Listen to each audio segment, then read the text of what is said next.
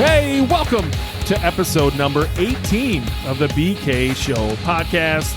Today I am joined by my friend Eric Nghiem. He is known as the Cashflow Doctor, but we talked about all kinds of things on today's show.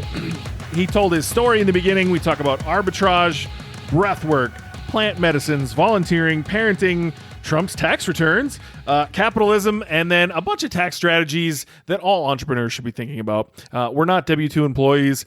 We have the tax code at our disposal, and Eric brings up a bunch of stuff towards the end of this show that you definitely should be doing in your business, and a few ideas that maybe apply to you and can help you lower your tax burden as well.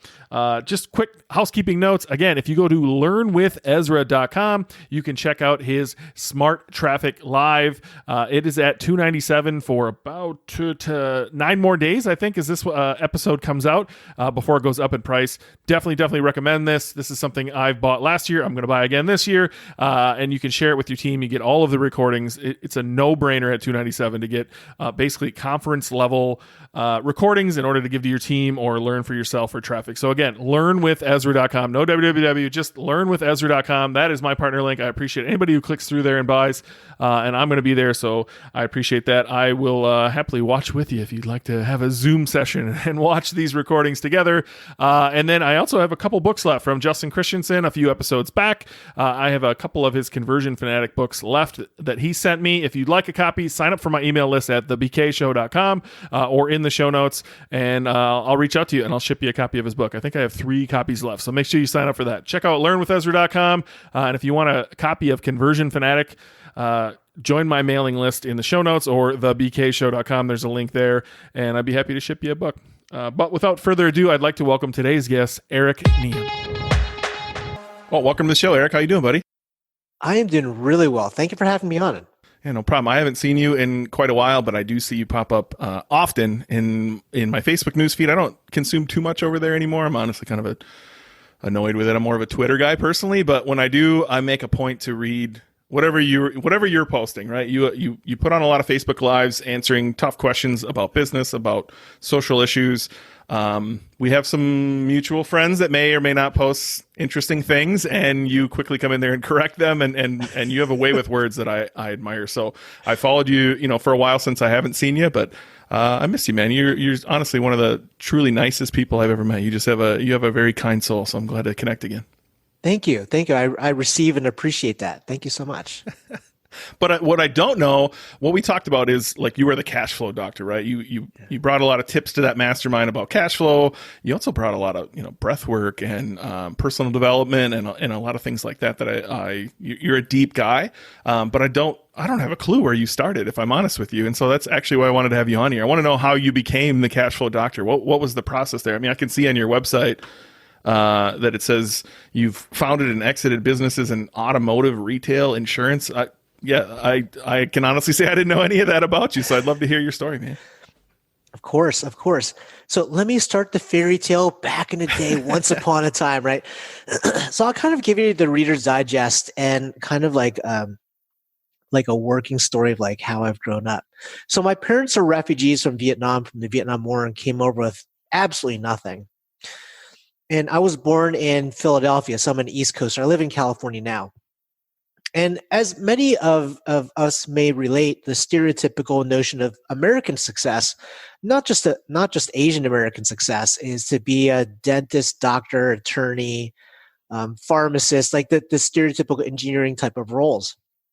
That just never was me. As a kid, I loved trying to find ways to make money, trying to find opportunities in finding like assets that were mispriced and then take advantage of it.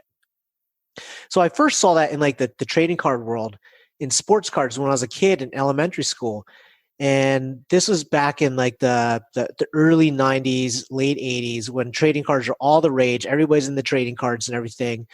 And as you know, and now it's hot again. It's super popular, and I love seeing like the activity in it. But as you know, it's expensive. And if you're a 6th grader, there you go, nice graded. I see a 10. That's a gem mid. That's a good one.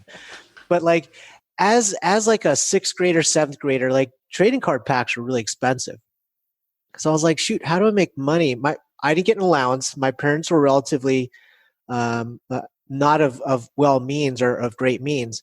So I was trying to figure out ways to do that. So what I started being able to do was basically flipping trading cards and trade cards at friends and flip it and actually sell it at card shows. They used to have card shows at like the mall, and I would make a little bit of money here and there.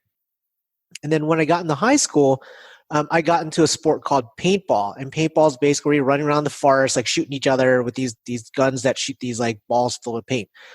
And it's a really, really expensive hobby. Even back then in the 90s, you'd spend at least $100 a day playing. And I'm like, shoot, man, this is really expensive. So on top of like trying to get a part-time job refereeing at the paintball field, I started realizing that there's a lot of folks that sell equipment online. And this is early 90s, pre-eBay, everything. And this allowed me to become one of the first eBay sellers. But basically, I found people selling paintball equipment on this forum called Warpig. They're selling paintball equipment. And then what I would do is I'd be able to identify, okay, this guy doesn't know what he's got. I'm going to buy this paintball gun and flip it on eBay. And so what I started doing is I started basically clearing out and acquiring. Everyone knew me as the kid that was buying all the paintball equipment on eBay. Buying all the paintball equipment on eBay, collections, or guys a complete like rig, and breaking it up into little pieces and selling it on eBay. Next thing I know, in 96, I was one of the first eBay power sellers. This is when eBay was first launched, right? I was one of the first power sellers at one point in time. My account had over 8,000 feedback. I didn't have a car too at this time. So I'm like riding my bike to the post office with garbage bags full of like packages to mail out. This is before they would pick up packages at your house. I would take garbage bags and I would spend time, and you couldn't print postage right at home because my computer and the internet connection was with the library. So I would be at the post office for an hour every week with the post office person, labeling and shipping out packages. So that was my real first taste of real entrepreneurship. And then what started happening was buying equipment of Warpig. I started cleaning out all the inventory, all the used stuff where I kind of picked it clean, and there's really no other opportunity. So like as e-commerce sellers now too, you start realizing, okay, where can I find other opportunity? Let me import stuff from overseas. Because maybe you find a product that's not in the US yet, or you find it at a much lower cost in Asia or what have you. So at the time, I identified these paintball barrels called the Jacko paintball barrel from this company called Planet Paintball in the UK. They weren't selling in the US, but people were talking all about them on the forums. I was like, oh, shoot, here's my opportunity. And again, I think I'm like 17 years old, had $1,500 that I saved up from flipping and selling stuff, from profit that I didn't spend on stupid stuff. And I decided I'm going to order 20 barrels from overseas. I set up a wholesale account, sales tax license with the state of New Jersey at the time, and I ordered these paintball barrels. And I sent them a money order. I mailed a money order. I didn't know what was going to happen. If my money order get lost in the mail, or like it's getting lost over the pond. And 2 weeks later, I get a shipment of these paintball barrels. I had to go out to FedEx, which is in central Jersey, pick up these paintball barrels. And I just started selling them online. And this was my first exposure to international trade, not realizing that there's this thing called customs and tariffs. And so I'm selling these paintball barrels, making a pretty good profit on it. And then 3 weeks later, I get a bill from FedEx with a customs bill for $600. I was like, wait, I just spent $1,500 for these barrels. I have to pay like $600 in duties to customs? Needless to say, as an irresponsible teenager, I ripped up that bill and pretended it never happened. Luckily, I don't think there's any legal recourse on a 17-year-old at that time. But that was my first taste of like really growing a business and really looking at opportunity. When I went to college, just like most young men, got into cars, loved fast cars. I was into the Toyota scene at the time. And I remember the first day at college in the campus centers, they give out the free t-shirts and the mugs, but really what you're doing is signing up for credit cards. And this is the easy credit era of the 90s. This is 98, 99. And I still remember my dad coming as a refugee, right, would always say, if it's free, it's for me. Sign up for everything. If they're giving me a free t-shirt, whatever, take it. Not realizing I was getting a credit card. 3 weeks later in the mail, Visa sends me a credit card with a credit line of $5,000. No income, college kid. They sent me a credit card. All my other friends got credit cards too. And they spent it on stupid stuff, computers for their dorms and beer and kegs for the parties and just living at large. For me, what I was like, shoot, I want to upgrade my car. How am I going to do this? Let me start a business. I bought a sign cutter, a vinyl cutter, started cutting out decals for all the little street races in town, then started importing wheels and everything. And while in college, I ended up growing this business called Hyper Technocraft to one of the largest distributors of aftermarket car parts in the mid-Atlantic. And as you can kind of see, like a little trend here was my little trend in time in my learning process is all about, okay, finding an opportunity and scratching an itch. Really, my itch was, how do I play more paintball? How do I upgrade my car? I don't have the money to do it. Okay, I'm going to leverage what I've been given to be able to make that happen. And with that business, Hyper Technocraft, I learned a really hard lesson at the time. I was working probably like 60 hours a week running that business, one of the first e-commerce sellers in the automotive space, and also going to school full time. I don't know how I graduated, somehow graduated from Rutgers University. And at the time, my partner and I, we got the business to a size. And that's kind of like the importance of communication. I wasn't a great communicator at the time. We got the business to a size where we had a lot of liabilities because we were basically running a lot of credit to be able to purchase these items from overseas. And cash was coming in, but the cash flow really wasn't that great. And so we got to a point where we needed to expand. We needed to bring on more loans, or we needed to bring on some more financing to make it happen. And our relationship as business partners started falling apart. And this is my first real big lesson in terms of running a business. This is a business at the time that was pushing about $1 million a year in sales, which may not sound like a lot, but back in the day, as a college student, that was a lot of money for me. And it might be a significant amount of money for even businesses today, $1 million of revenue. But I had no partnership agreement. I had nothing in writing. To be honest, I didn't even file our tax returns for years. These are lessons that you live and learn, right? And our relationship fell apart, and I ended up walking away from that business with just some of the assets I came into the business with. And that was like my first real like gut check, right? And so I like to say that I'm a serial entrepreneur. I've had a lot of exits. Not all of the exits are profitable. That was one of the exits that was not profitable. I exited the company, $1 million a year company, with hardly anything but a lot of experience and a lot of knowledge now of what not to do. And as entrepreneurs, like that's the way that we evolve and that we grow. It's like, it's not about like how much money can you make, it's how much can you learn, because it's going to allow you to make more of an impact and more income down the road. So I ended up going to Massachusetts to be with my son's mother and my ex-wife at this point. And again, same thing. I was like, shoot, okay, how am I going to make a living, support myself, and now support my girlfriend? I got into the insurance space, and in the insurance space, I realized that there's this big need for understanding financial planning and life insurance. And again, same thing. It's like, as entrepreneurs, we identify problems, we scratch an itch. I needed to pay my bills. I identified a problem. The problem is folks need to get more financial education. And I built a business around that. Ended up having a business in Springfield, Massachusetts called Retirement Planning Associates. And I actually was a host of 4 different financial education radio shows on a weekly basis, which I absolutely love. I love teaching and I love mentoring, and had 7 agents that worked for me. And life was great, right? Like I was doing well for a young 20-something-year-old, just had a kid. We just bought our first home. Like it was like the classic entrepreneur American story of like this rags to riches story. But as we all know, like just like on social media, we see all the beautiful moments. We see all the snapshots of like, this guy's going really well, but not realizing all the crappy moments behind the scenes. Like a lot of folks didn't realize like my marriage at the time was falling apart because I was so much more obsessed with my business than with my family. I wasn't as present with my family. And I wasn't really a great communicator to my, obviously that's why it's now an ex-wife, right? I wasn't a great communicator, and I was so focused on making money and being the alpha male saying, hey, I'm the one paying all the bills and you should be the one being at home and watching the kid, and not like really realizing that's a team effort, right? So it's always a two-part system here, a two-part thing. And then so what had happened was as I was running that business, I had this underlying stress level of like trying to keep the family together, trying to keep the stress, manage, operate the business, and still look like I had my shit together and raise a kid.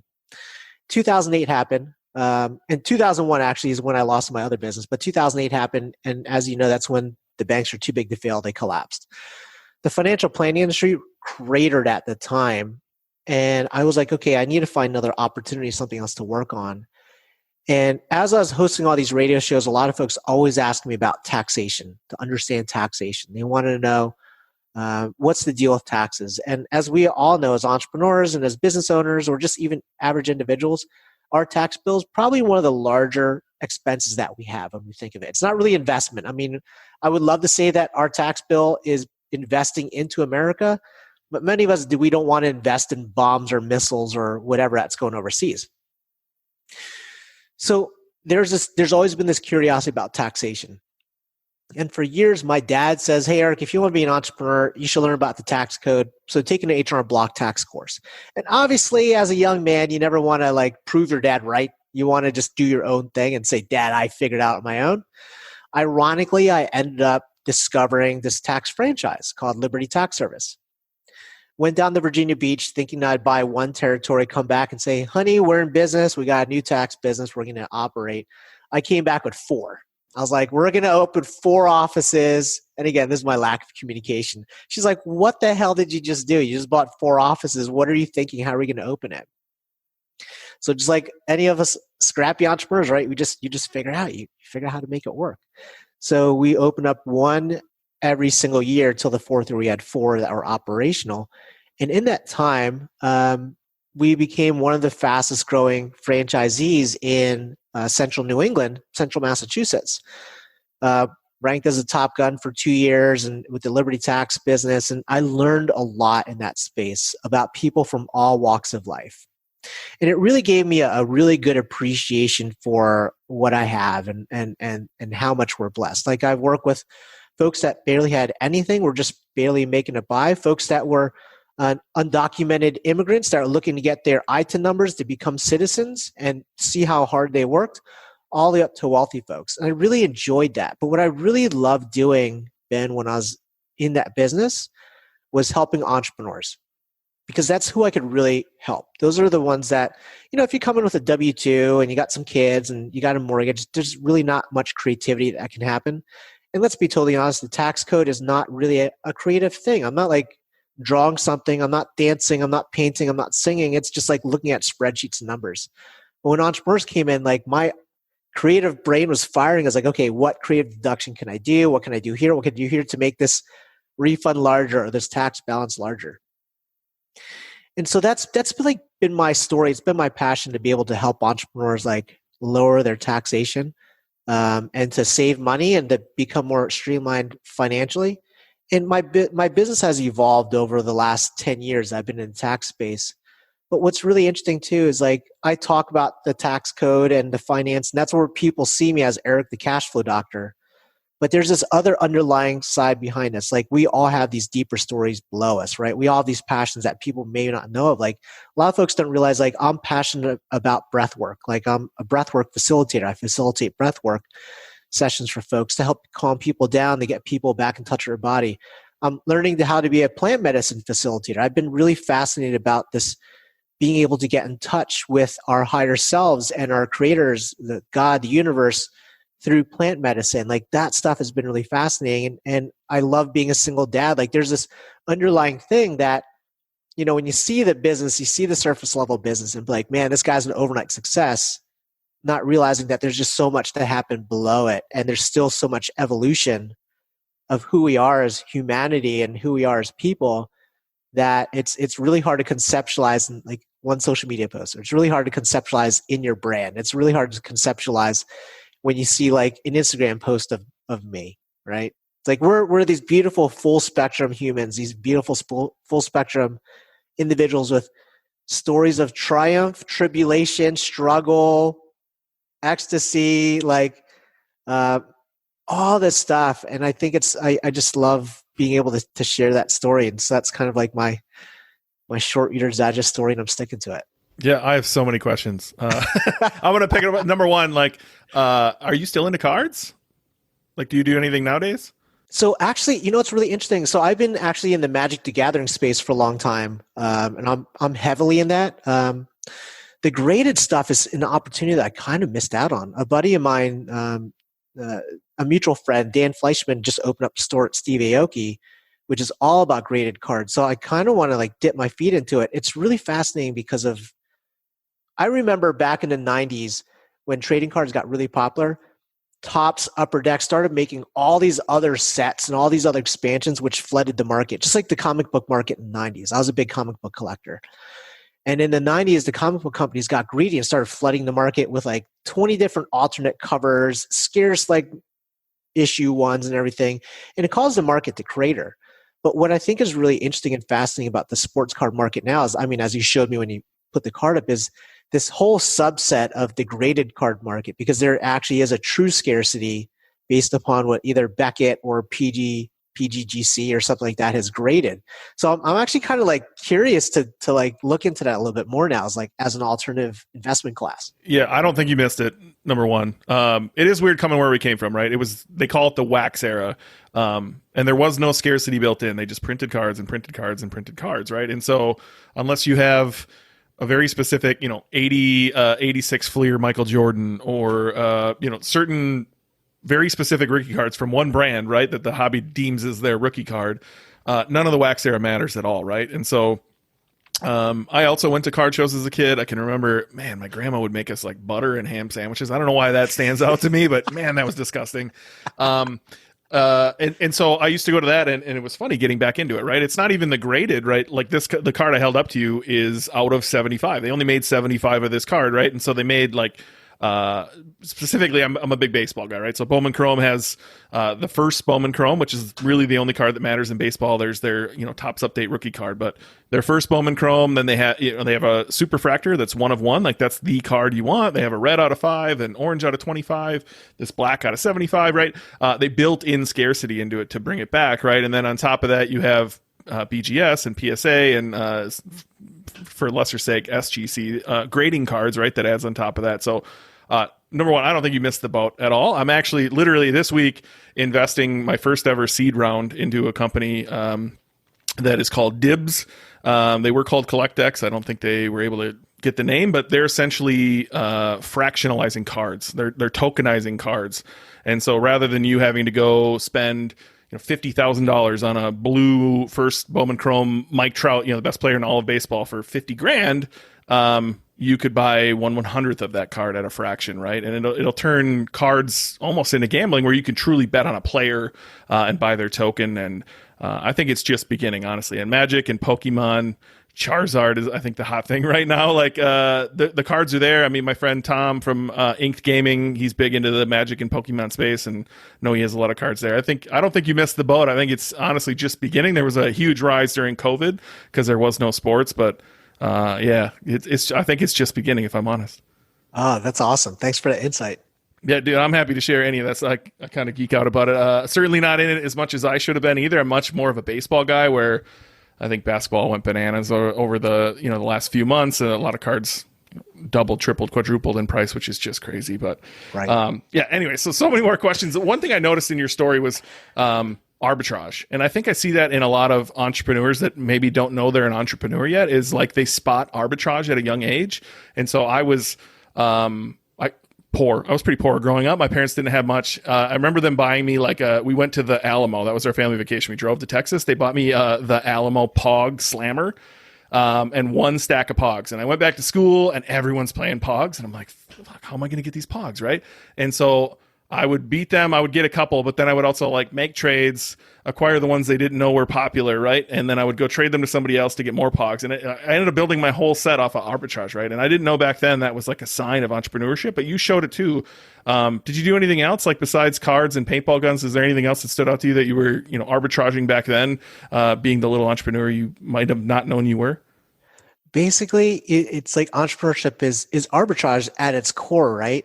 And it's always about scratching an itch. So it's either I was in the RC cars, I was in the baseball, then hockey cards, then comic books when I was flipping comic books. Magic cards I've been playing it since 97. Paintball equipment, cycling. I found one shop at one point when I was living in, I funded, like when I lived in Springfield, Mass, and I was just figuring out sales, like I funded our lifestyle on eBay, right? Like I would find a bike shop closed down. I remember going down in my ratty old minivan, driving down from Springfield, Mass to the center of Connecticut, pulling up to this guy's garage and stuffing my car full of like BMX and road bike stuff because the shop closed down because the guy retired. I had to make 2 trips, and at one point I tied up tires to the top of like bike tires to the top of my van. And when I was driving down 91 to go back up to Springfield, Mass, because of the wind, all I hear is like the tires like flapping on the top of the van. And found ways to sell it. Like eBay has been fundamentally a big part of my life. Like I should technically have an eBay tattoo or something like that. That's how important eBay was to like how I was brought up. Well, look, there's money everywhere, right? Like you just said, you found a store closing out. I remember being in Charlotte at a business I used to be part of, and I was riding in an Uber. The guy asked me what I did. I explained it, and then he said, "Yeah, I'm an entrepreneur too. I work a full-time job in finance. I have 4 kids. I drive this Uber at night, and in my spare time, I buy containers of not expired, but like discontinued plumbing parts." I buy containers at a time of discontinued parts, and then I sell them on eBay. And I was like, Jesus, like, there's money everywhere. Honestly, like there's opportunity everywhere. And so I love hearing people's stories of how they, flip stuff or found places to make money. Like, I don't understand how anybody, it's probably tough to say, but I don't understand how anybody's struggling today. There's literally opportunity everywhere. If you need to go out and make an extra $1,000 this weekend, you 100% could. Absolutely. And we're coming into a time now where we're going to see tremendous opportunities for arbitrage. So I lost businesses in the 2001 recession and in the 2008 recession because I wasn't capitalized well. I did the classic reinvest all your profits into the company. And when the company's cratered, didn't have any money left over, I'm like, crap, okay, I can't pay the bills. So this recession to be honest, we are in a recession. We're going to be in a protracted recession. This recession, I've set myself up differently where I've stashed a bunch of cash, stashed a bunch of alternative assets, knowing that there's going to be a lot of opportunity for arbitrage.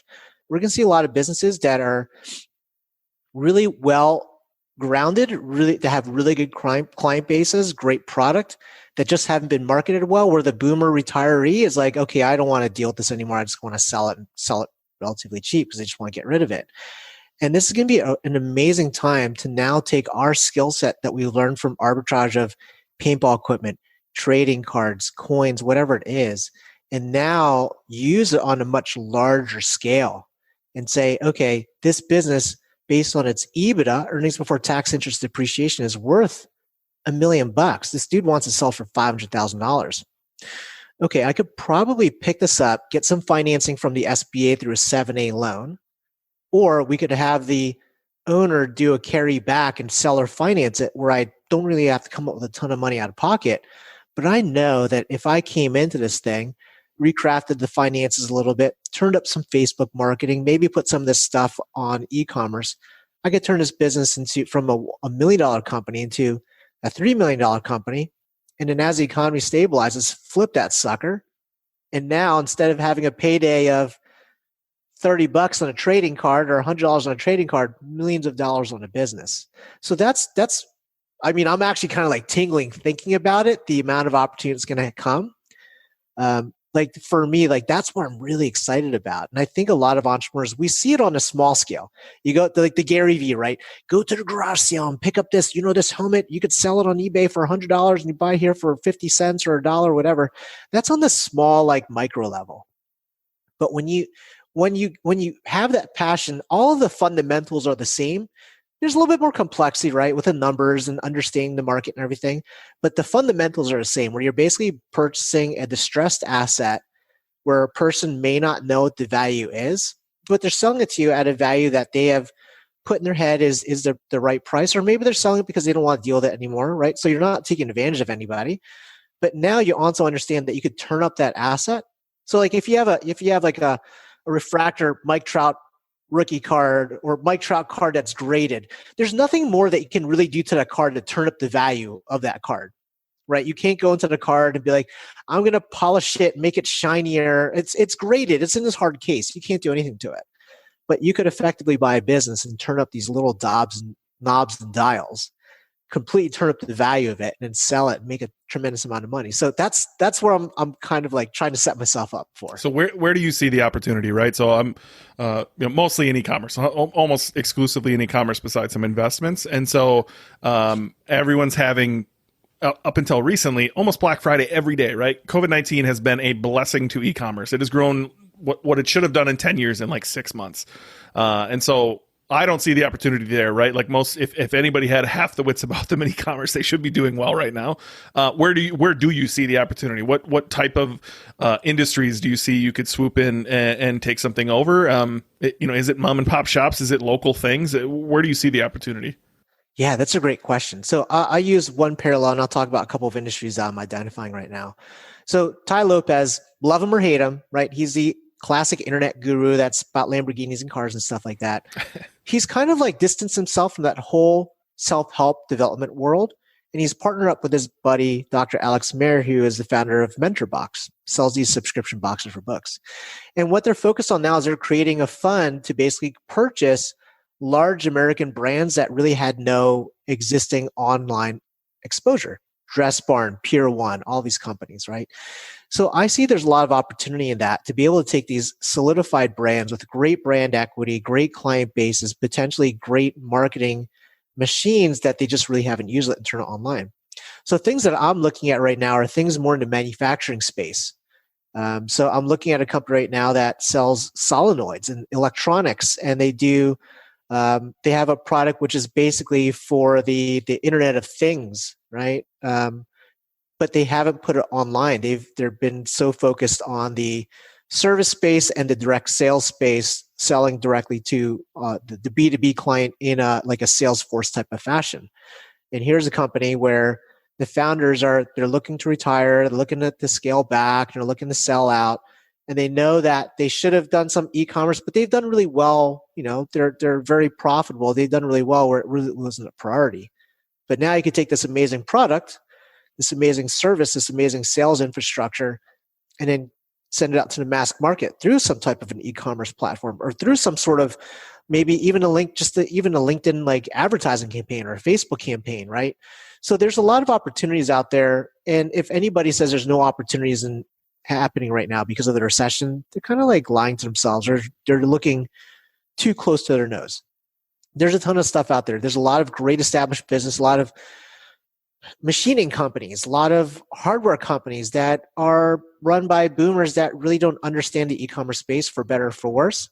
And they have amazing products that they just haven't exposed to the world. They haven't exposed to a larger audience. So there's going to be a lot of opportunities in those spaces. At least that's just what I know. There's tremendous other opportunities in other verticals and other sectors. But for me, I just know enough about the mechanics of things. I love tangible machinery, devices where I can understand that.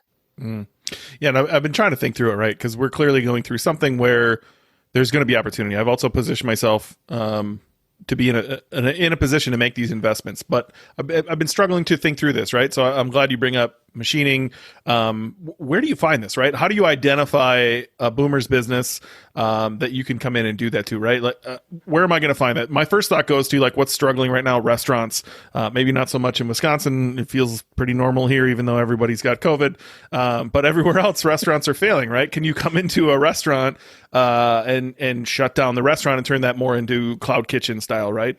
And move that online, but where do you identify these manufacturers, these hardware, these boomer businesses who are probably looking at trying to get out of their business just to pay off their home and retire?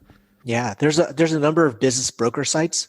So these are companies that are already listed and ready for sale. Now the challenge is a lot of these business broker sites have had these listings. It's like a house, right? They have listings, right? And some of them have been sitting on the market for a while where that, okay, this has been listed for 12 to 24 months. We could probably get the price down. We could probably get the terms to fit into the terms of what we could stomach, seller financing, whatever, where they're like, shoot, you're the first buyer that's come in 24 months. That's serious. Let's work with you type of thing. So that's one angle. Other ones that I've seen some friends do is they come in as a consultant. And then as they come in as a consultant, they're like, hey, what are you guys looking to do with this business? Are you looking to exit, looking to sell it? And that's where they found their opportunity. Or even collaborating with maybe an attorney that does estate planning, where let's say the business owner passes away and it gets inherited by the kids, and none of the kids don't want to have anything to do with it. And now you could come in and say, hey, I'll take it over, I'll run it, I'll buy it out for your agreed price, but you guys have to finance it, so it's not money out of pocket. So those are a couple of areas. The restaurant space is fascinating too, because what we're going to see is we're going to see a protracted shrinking of the economy. And then eventually at some point, the economy is going to expand again. But now what we're seeing is we're seeing hundreds or thousands of small businesses closing and shuttering up. And to me, it is a tragedy, right? These are people's livelihoods and their dreams. But the reality is a lot of those businesses, they've only been successful because the last 10 years, the last 20 years, the economy has been so strong that nobody really thought about saving for a rainy day or preparing themselves. So they really didn't operate their businesses properly. They were just operating their businesses what they thought was properly, but really that's because the economy has been so good, it's hard to lose. So what's going to happen as the economy re-expands, there's going to be all these open gaps of space, of things that need to be filled that were there, that are no longer there.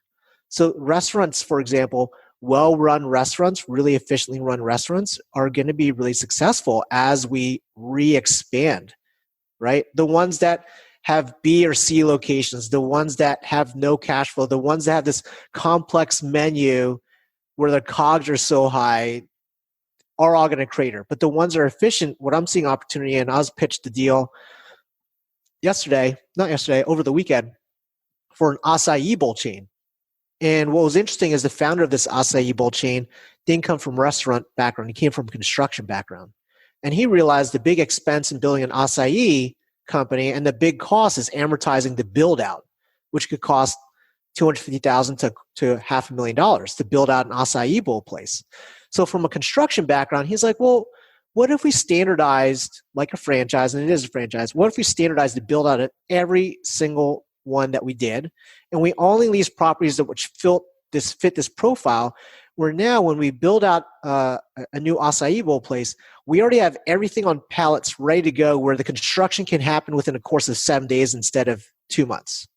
And now we've cut the cost of build out from $500,000 to $125,000, right?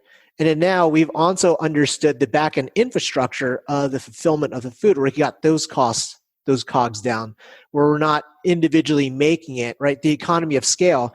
And you're going to start seeing like savvy business operators that look at operating a business in that perspective really turn up the dial. So that's a big opportunity too that I see in the restaurant space, is the simplification of food, really trendy experiences. I got a friend through a mutual buddy. His name is Andy Nguyen in Southern California. He's one of the biggest food entrepreneurs in the area.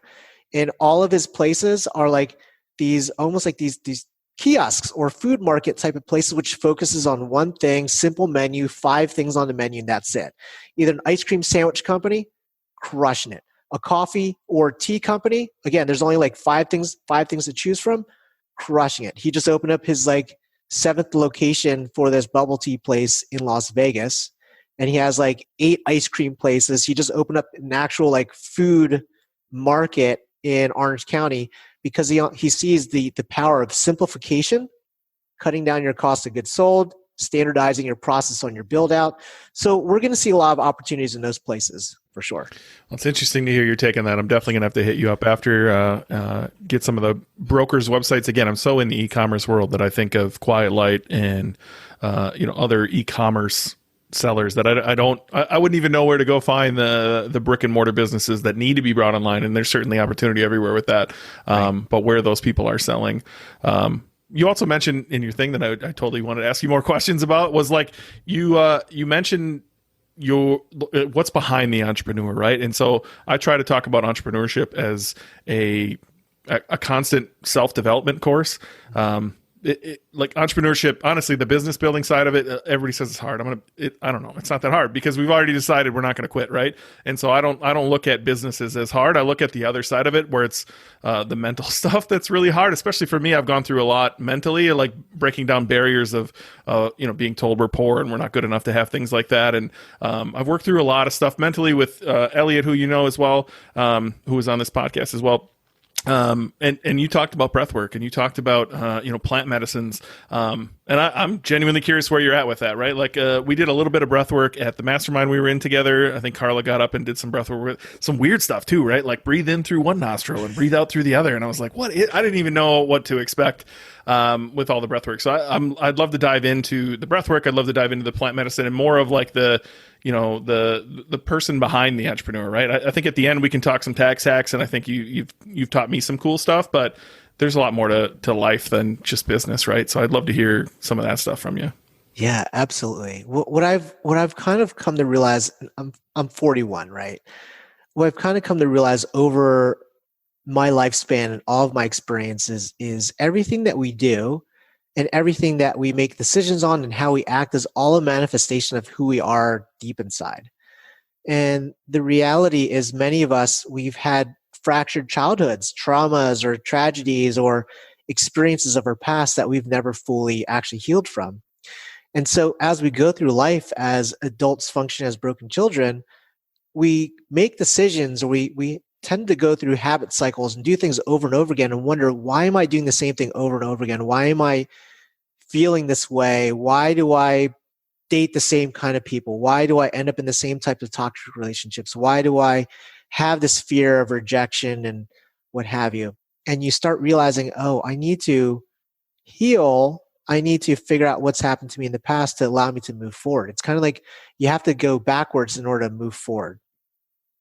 And for me, it's just been this beautiful journey. And it really started getting kicked off like 3 years ago. And like many of us, the only time that we actually start looking at ourselves on a deeper level is when a tragedy happens. Death in a family, divorce, a breakup, some sort of an illness that's like a wake-up call. So for me, it was a divorce. I was in a marriage for 14 years. We have a 17-year-old together. And 3 years ago, and it's been a long time coming, right? But 3 years ago, officially got divorced. And I still remember like lying on my bed, actually getting my own place, lying on my bed and being like, crap, what do I do now? I could either go one of two directions. I can either, from chatting with other friends who got divorced, I could either go down this rabbit hole of like just feeling bad for myself and start drinking and do drugs and what have you, and just not live a life of who I should be, or realizing that I was going to be a single parent was I need to turn up my life to show my son what a man should really be, right? So that was my why. My purpose was to show my son who I am, because what he's going to see for me is his reflection of how he's going to be as an adult, because our kids will model us as parents. And so it took me down this like path of self-development. And as you know, Ben, like it's not an easy journey. It's so much easier to just say, okay, I'm not going to self-reflect. I'm not going to just journal. I'm not going to meditate. Let me just turn on Netflix, crack open a beer, and just kind of forget about it. It's super easy to do that. It's infinitely harder to be like, okay, I'm going to dive in and figure out, why do I feel so angry? Or why do I feel emotionally numb? Why do I feel this way? So for me, for years, what I've realized is I've been emotionally numb. And a lot of guys are, and a lot of entrepreneurs are, because we're taught at a young age, don't cry, don't express sadness, don't be angry. Like, why are you that way? It's like you'll sit in the corner until you calm down. And then you start realizing that expressing anger, expressing sadness is not something that you should be expressing, because you have to be in the corner. So I would suppress all these emotions. And I remember like at masterminds, like we have a mutual friend, we have a couple of mutual friends that when they share stories, like they get emotional and sometimes they cry. And deep down inside, like I would feel really jealous about that. I'm like, why can they cry and how come I can't cry? And so that's led me down this journey of like just really understanding my emotions more, because emotions really at the end of the day, we're just like this walking bag, this flesh bag of chemistry. That's really what we are. A brain that's in a flesh bag, and it's all chemical reactions. So emotions are really just an expression of a chemical reaction in our body, in our head. And the thing is, if we don't truly get to express it in a healthy way, of course, but if we don't truly get to express it, it gets locked into our bodies in different ways. And so I've tried to use meditation for a long time to kind of like work through things, but it's been really hard for me because I was in a, there's another like side story of myself. I was in a meditation religious cult for a long time. So meditation had a negative connotation in my subconscious where it's really hard to meditate. And plus on top of that, like for me, I tend to have, it's not diagnosed, but I consider myself to be ADD. Like my brain is always racing, right? And a lot of entrepreneurs I know can relate because I've chatted with a lot that they're like, when they meditate, all they think about is what's next on their schedule. Did they get their checklist done? What sales are they going to close? Are they going to import a product? Oh no, the customs held up the product, right? It's hard to get into that state of like pure calmness. So I started exploring breath work because breath work is this interesting modality that allows you to kind of like separate your brain space, your logic head, into your soft body.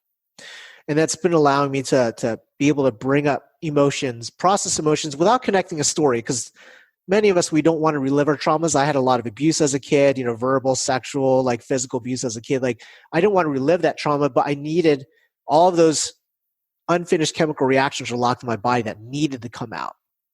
And I started realizing that like my high pain tolerance was because of all that suppression. Like I would do crazy endurance races just to figure out my limits, to figure out where am I going to actually start seeing pain. And so breathwork's been this beautiful process that allowed me to do this. And as I've been doing that, I've also been exploring into plant medicine. So plant medicine comes in different forms. It could be in cacao, which is just a beautiful, delicious ceremonial hot chocolate. And you're not like shot to the moon seeing stars and pink elephants flying out of the sky, all the way up to ayahuasca, where it's this beautiful co-creating one with the universe experience where you are basically seeing yourself in a completely different galaxy. Like it's crazy. And exploring all of that, but integrating that with my life. The challenge that a lot of folks have is when they go through a substance-induced experience. I just call it substance because some of it are drugs in a negative context and some of it are drugs in a positive context. They're all a substance, right? Some folks, they go through a substance-induced journey to be able to go deeper. But the only problem is like with plant medicine, like ayahuasca or psilocybin, which is the chemical and mushroom or DMT, is you see this window of this ultimate potential of yourself. And you can easily get hooked to looking at that ultimate potential and go on journey after journey after journey after journey saying, I'm doing the work, I'm doing the work, I'm doing the work. But that's not the work. That's like reading a book. Right? You're reading a book and you're seeing a glimpse of to who you could potentially be. The work happens after that. When you come back to consciousness and you reflect and say, shoot, I am one with the universe. I am co-creating. I actually have no limits to my potential. Now, how do I actually implement that into my life? That's where the work really happens.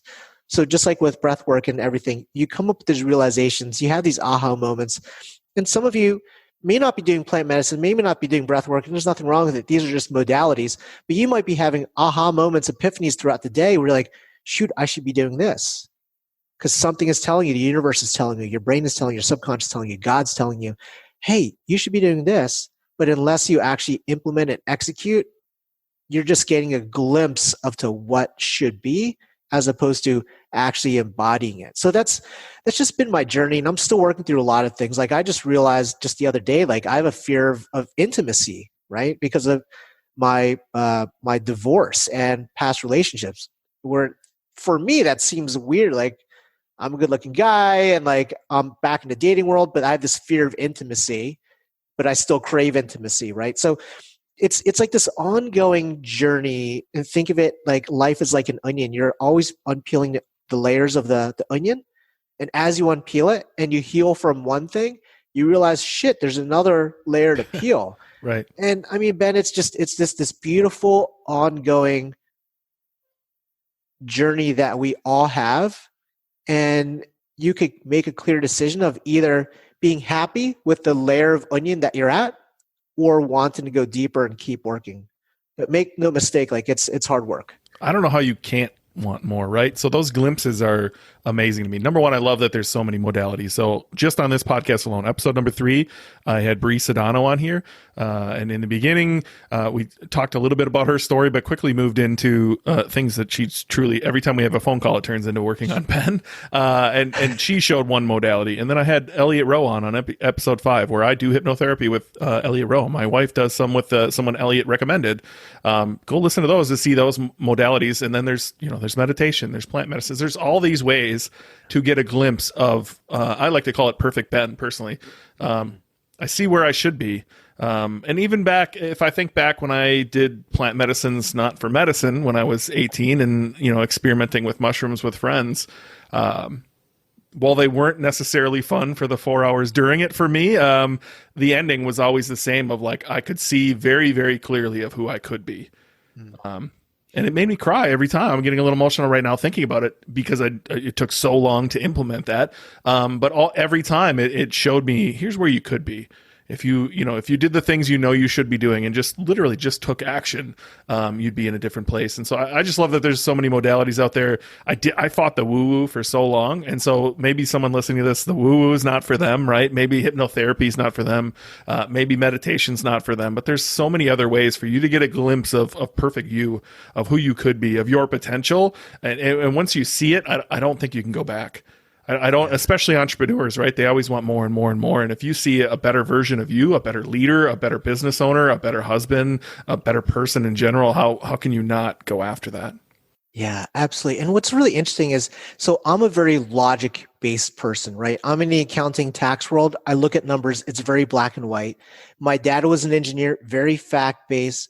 So the whole woo, like, I'm going to air quote it, right? The whole woo world at first was something that I thought was just this nonsense. I'm in California. I get it. You Californians are crazy and stuff like that.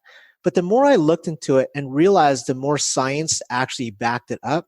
Now, don't get me wrong. There is some like weird stuff out there that probably has no real relation to the actual world itself. But the more I researched it and the more I looked at the science behind it, the more I realized that it's not really woo-woo. It's just something that we haven't looked at in that way, right? They're now understanding. I'm reading a book now called Disconnected about the study of depression and how science is actually, because of the pharmaceutical companies, has made depression connected to serotonin. But the reality is it's not serotonin based. You could have more or less serotonin and still have the same response. And they're realizing it's more mindset. There's a lot more things, complexities to it that before when you said mindset, you'd think it's woo-woo, but now we're realizing it's very tangible.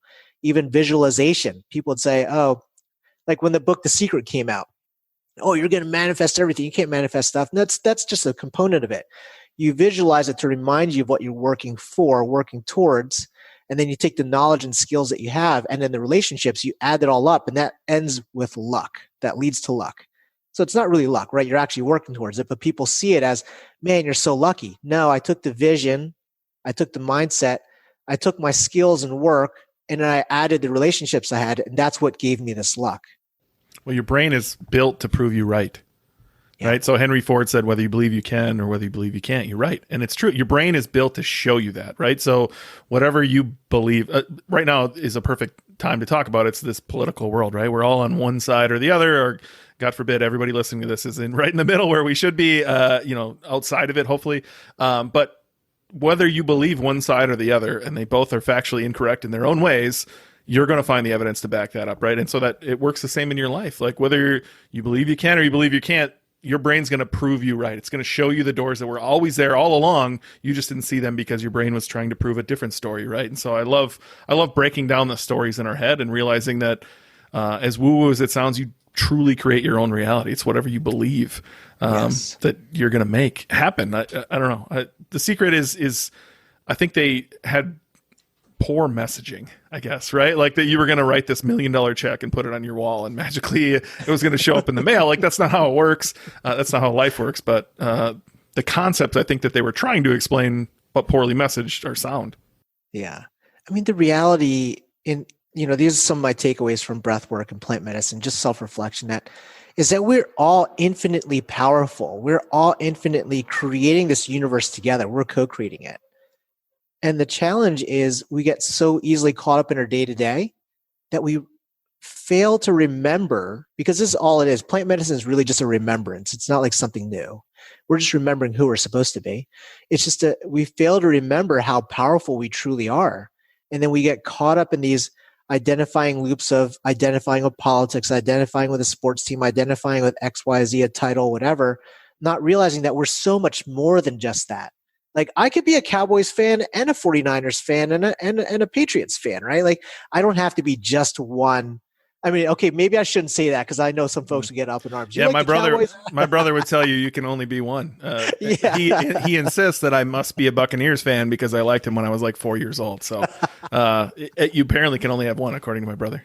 Absolutely, and that's the challenge, right? Is many out there, maybe not in here as entrepreneurs, but many out there, once they identify their personality and who they are as one way, they stick to that for the rest of your life. And what a tragedy that is, right? This magic of human life.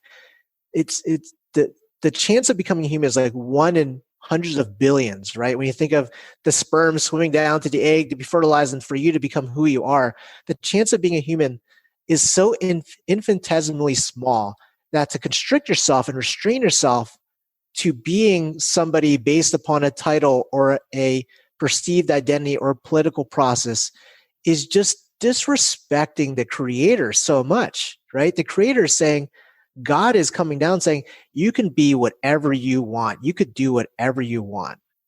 But you saying, no, I'm just going to sit here in my house in the middle of America doing this one thing for the rest of my life and not being interested in anything else. Like, to me, I feel like that's a great disrespect to the creation, the magic to who we are, right? And that's why I like, just like you, Ben, like I just love this eternal process of development, this eternal process of growth, because we're respecting the creation, we're respecting Creator, we're respecting God by trying to live up to who we potentially can be or who we can become.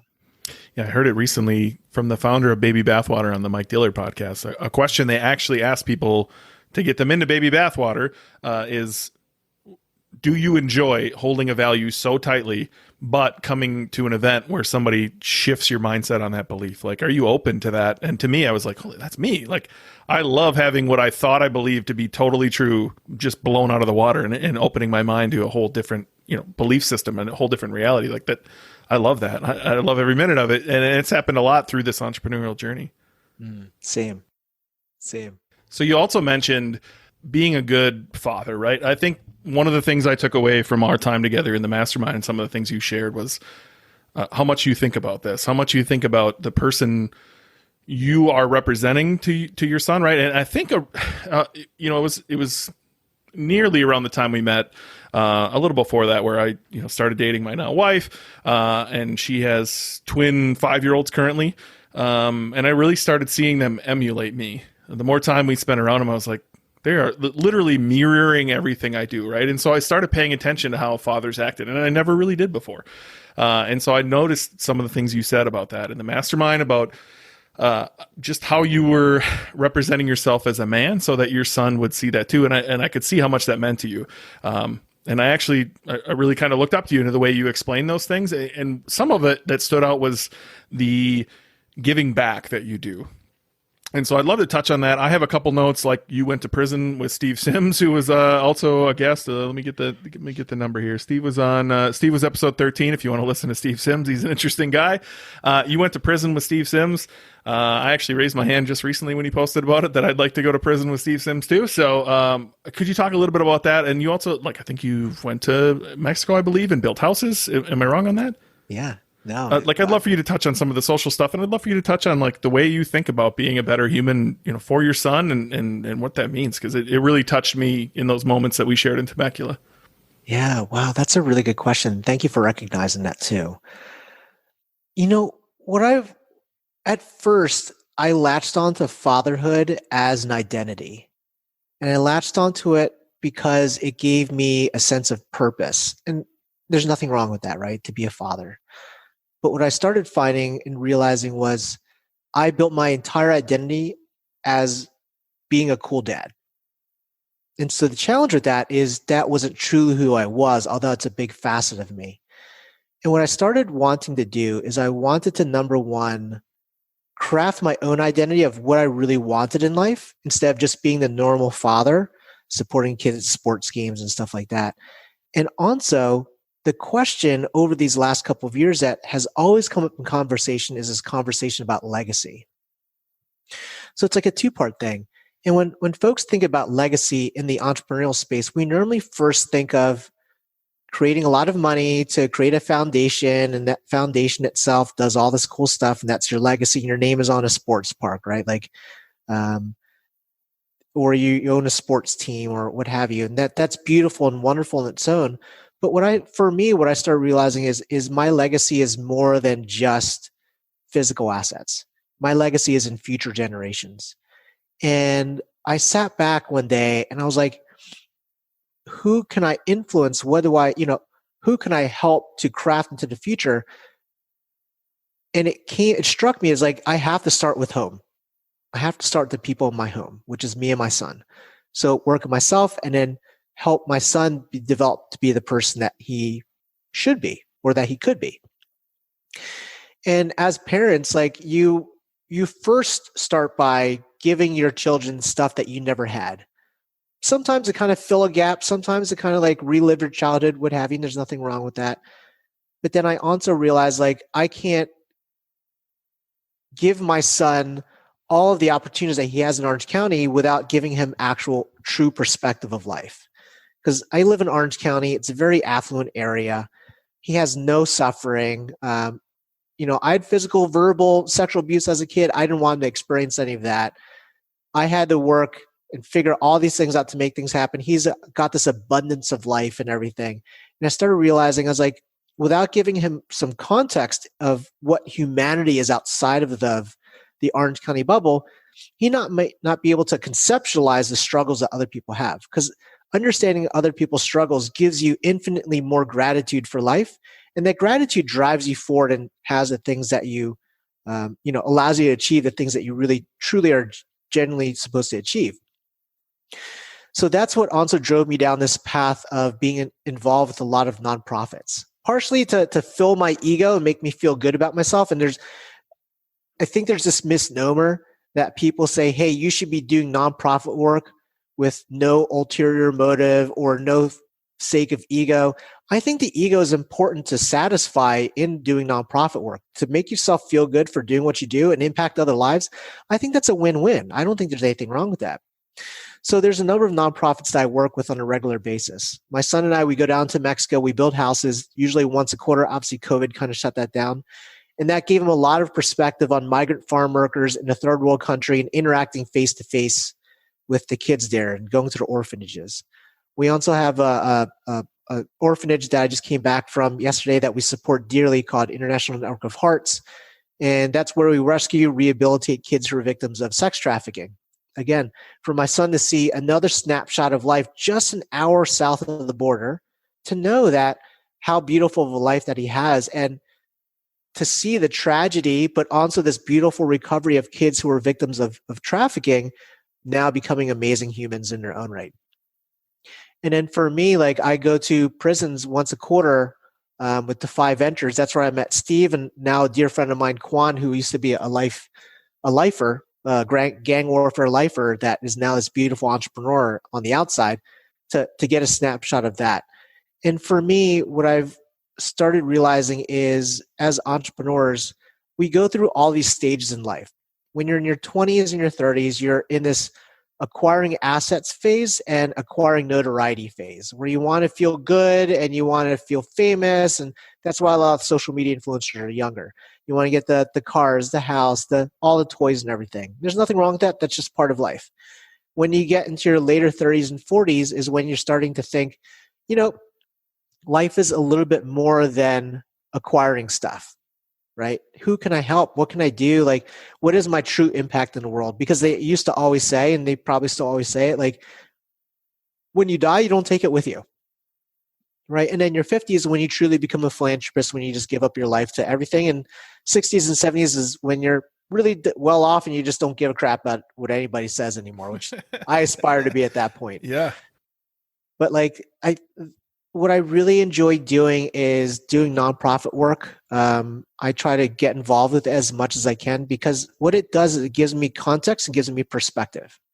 There's many times when I'd be down on myself or sad about something, or I feel a little depressed because I didn't make a decision that I should have made, or I get some regret. And then I'm like, shoot, I'm just going to go do some charity work today. And the moment you start shifting your mindset away from the I to the you, or the I to the everyone else, is when you just shift that perspective, and it helps pull me out of a depressive state, pulls me out of a sad state, gives me more context, gives me more gratitude.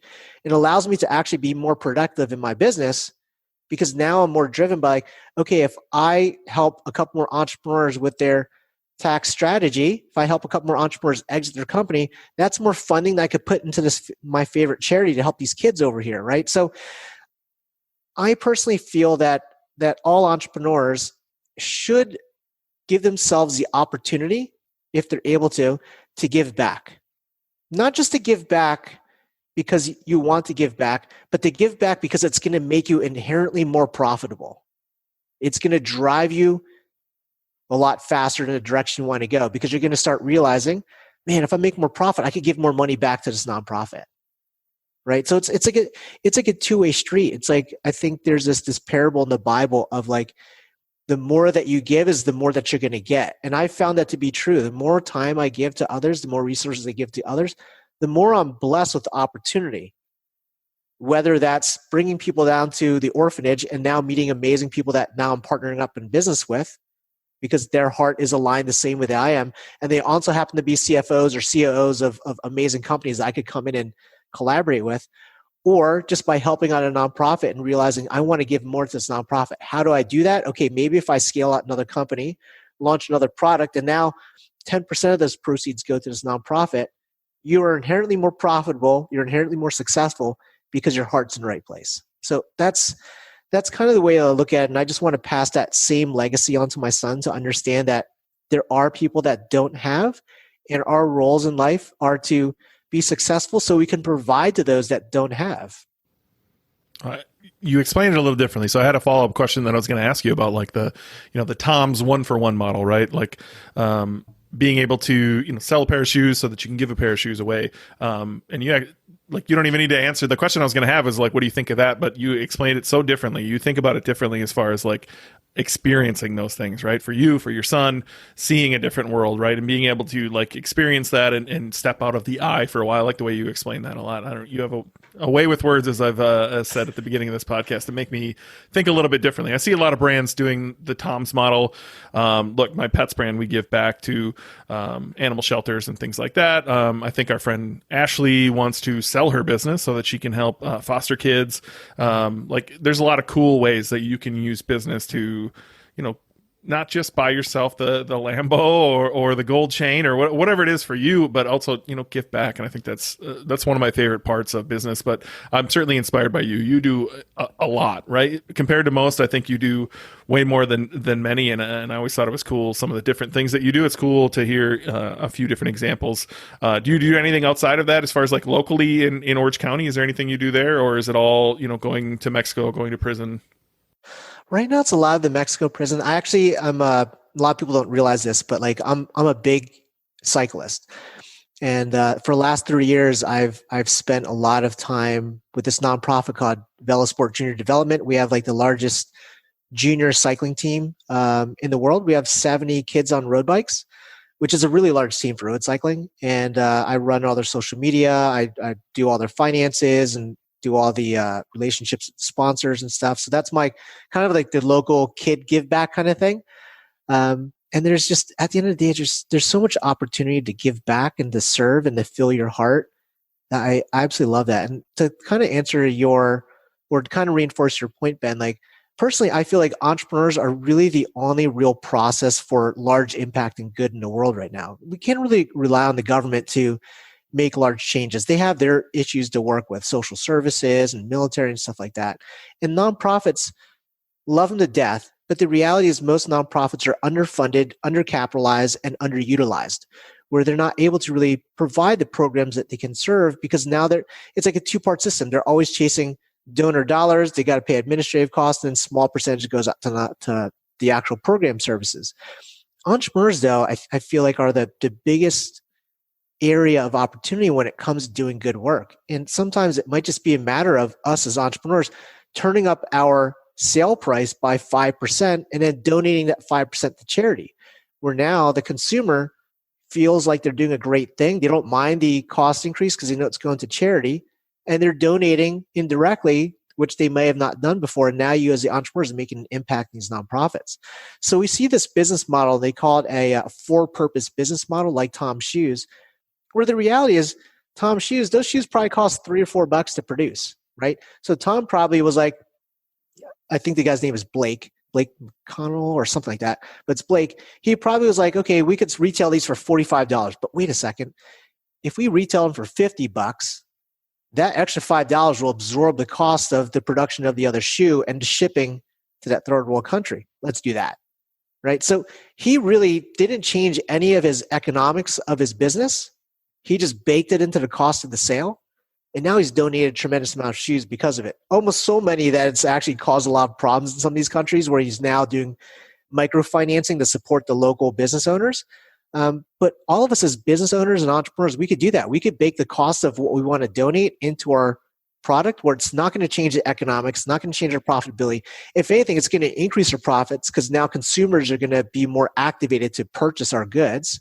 But now it's going to allow us to actually provide some long-lasting impact to the nonprofits, the local communities that we serve, and do a good thing. Yeah, and our mutual friend TJ, he was on episode 4, does the same thing with Bub's Naturals, right? Bake that into their cost so that they can give 10% of their top line, which is bananas, right? Not their bottom line, not what they take home, 10% of their top line to Bub's charity, which is pretty crazy.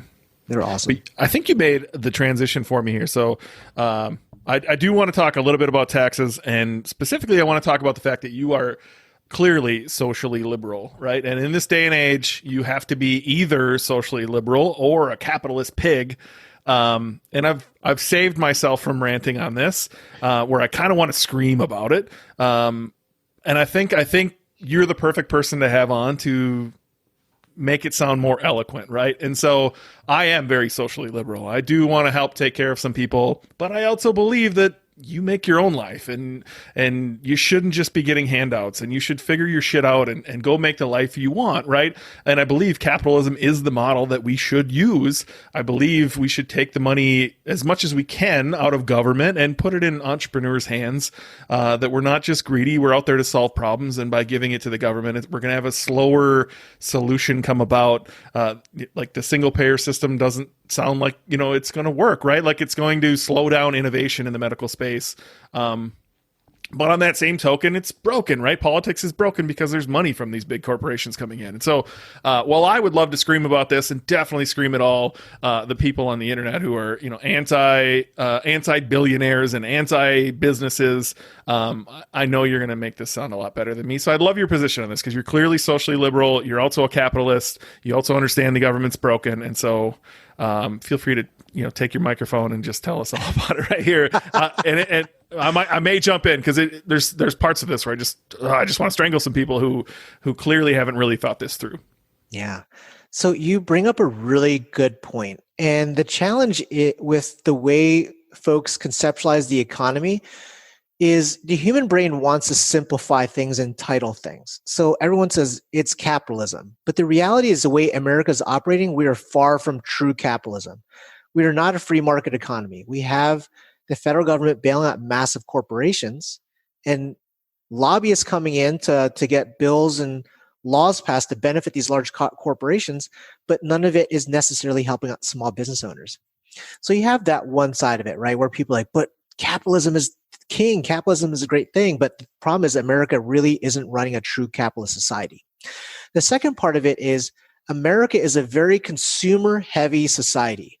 That's why e-commerce is doing so well. Retail outside of COVID does so well, is because we're a very consumer society. Now, in order for consumerism to take place, people need to have money. right? So the problem is when folks are looking at social services, what folks don't realize is social services, dollar for dollar investment wise, gets a much larger return on investment for the federal government than tax cuts for the wealthy or for the large corporations, which sounds counterintuitive because when Reagan came to office, they had this whole concept of Reaganomics and this trickle down theory of increasing tax cuts will allow these large corporations to now take that tax savings. With that savings now, hire more employees, effectively bring up wages and what have you. And so that was the prevailing theory. The problem with that theory is the true business owners out there, the true operators out there, the true businesses, we operate business for one reason only, to maximize profit, right? And back in the day, employees were used to be looked at as an asset. Now they're looked at as a line item liability on a P&L. And I'm guilty of it. You know, I do CFO work for a number of clients, and I come in saying, hey, your payroll costs are really high, as opposed to saying, hey, your investment in payroll seems a little large. How can we turn up that investment and get you a good ROI on it? So it's a normal common thing. So as we've come across these since Reagan, now it's like 30 years, 40 years, right? We've been following this economic theory of this trickle-down theory of tax cuts to corporations and the wealthy, and now that will lead to economic growth. But we've never actually seen that happen. And in the last tax cuts that were passed by Trump, which don't get me wrong, I absolutely love because they help out my entrepreneurial clients. What that's done for large corporations is they've taken that tax savings and then they just do stock buybacks.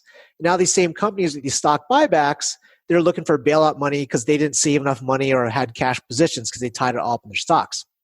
So we have an inherently flawed system. You know, we have an inherently flawed system that the reality is a well-running system should benefit the wealthy, because the wealthy should be able to prosper from the fruits of their labor, of course, but also benefit the poor and those that don't have the wherewithal to be able to do what we think that everybody should do. I mean, the reality is, Ben, you and I, we probably scream from the rooftops, like, dude, be an entrepreneur, unlimited potential. There's so many things you can do. But the reality is the entrepreneurial class, well, let's just call it a class, right? In the US, is a very small percentage of the overall US economy. Even though we're one of the largest employers and everything, we're a small subset of the overall population. Entrepreneurs, we're systematically crazy. We're certifiably insane, and that's why we do what we do. To eventually get a reward down, want to pick up their paycheck. So the challenge that we have in this economic system right now is the factor of there's this huge income disparity, which leads to tension, which leads to eruptions, and that's why I see protests and riots is just a manifestation of this income disparity that we've had, and this whole almost oligarchy-like system of the government benefiting large corporations over small entrepreneurs. Now, in an ideal world, the federal government would run like a true free market economy. If the banks are too big to fail, let them fail. You know, let the small banks take over, pick up all the assets. And instead, these large corporations getting these massively large bailouts, like Boeing, for example, they were pleading for a multi-billion-dollar bailout from the federal government. When you divide it out by the number of employees they have across the world, they would have gotten a bailout that was worth $172,000 per U.S. employee. When you think about that, you're like, wait, why don't we just pay these employees $20,000 more? We'd save money, right? Why are we giving Boeing so much money? So we have this inherently flawed system. And when it boils down to it, it comes a lot down to the tax code. And the reality is, as a tax strategist, as a tax professional, what I've realized is most taxpayers, most clients I work with certain exceptions, we don't really mind paying our taxes. We understand that taxation is a part of our civic duty. That's how we give back. I mean, we live in a world where we have beautiful paved roads, we have clean air, we got clean water, we got trees, and we don't have civil war. Maybe not right now. You run across the tax dollars. The challenge is most entrepreneurs and business owners like paying the tax because we don't know where the money's going. We don't want to spend 20, 30% of our profits to pay for bombs in another country, right? We don't want to do that. So like, how do we make things efficient? So to be honest, like the way that I look at it is in my perspective, I am trying to help people run their business as lean as possible in a tax perspective so that way they could deploy that tax savings into their favorite nonprofits. Like I had a client save him 175 grand a year in tax. I was like, dude, deploy half of it. His son is autistic. I was like, deploy half of it to your favorite autism charity. You still have 75 or 80 grand more than you started with, right? Deploy that and utilize that. And that's the way that I'm looking at it presently. But inherently, like our financial system, our capitalist system is flawed. Like we look at this, we think it's this beautiful ideological structure of capitalism, free market economy. And the unfortunate truth is America is not running in that. We have a hybrid economy where it's partially hugely government intervention involved. And then there's also a part of the free market society. The free market, unfortunately, is for us small entrepreneurs that if we fail and we rebuild again. And we don't have the capital or the finances to pay for lobbyists to pass bills that strongly benefit us. So that's just kind of like the way that I look at it. And the way that we need to look at it as entrepreneurs is how do we play within this framework to benefit us and society at large? I don't think there's enough people out there telling the whole story, right? So you explained a lot in that little segment there. So one of the notes I had, and we don't have to go too deep into it because I truly don't really care, but I've been asked a lot by my brother, by some family members. Josh, if you're listening to this, I'm calling you out, buddy. I love you, bro. But he really went hard on the Trump paid $750 in taxes thing. And I try to explain it as best as I could. And you try to dive into it there in your little talk of like the tax code is built for businesses. There's a reason it's built for businesses, that if you believe in capitalism, that more businesses is a good thing, right? We're going to solve more problems. It's going to drive more innovation through competition rather than have just, one entity, the government, not have anybody driving the competition, driving the innovation. And so real quick, you don't have to rant too hard. Like, do you have a take on it other than like, I'm happy to share mine?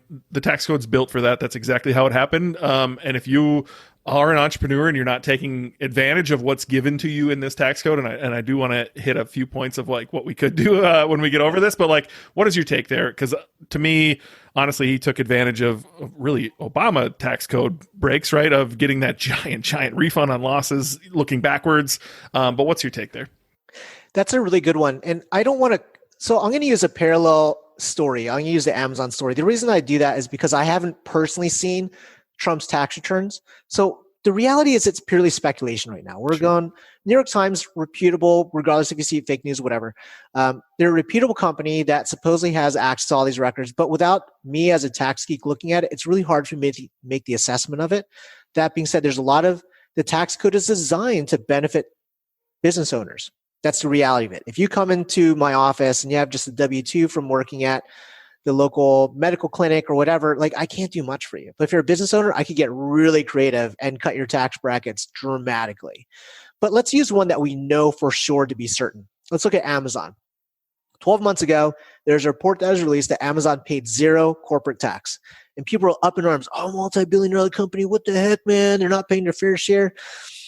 Another one that I've heard in my home often when my family comes over. Yes. Yeah. And so that's the clickbait title because they look at that net number at the bottom. But the devil is always in the details. And when you look into it, the reason that they're paying zero is number one, they heavily invest into their infrastructure.